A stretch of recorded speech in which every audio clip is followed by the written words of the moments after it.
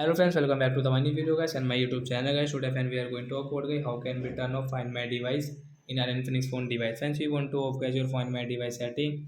So how can you off guys your Find My device?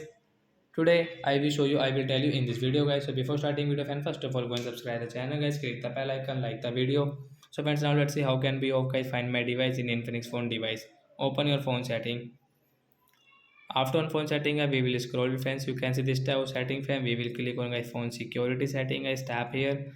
Then guys you can see your find my device. Tap here. As you don't want to use, you want to turn off your find my device. You can off from this right side icon guys. Tap here. So I hope friends you have understood how to turn off it. So bye bye friends. So after all guys you cannot use and guys you cannot track your phone also guys. So like that guys we can turn off guys find my device setting guys. So that's it guys. Thanks for watching the video. I hope friends you have understood how to turn off find my device in Infinix phone device. So bye bye friends. Thanks for watching the video.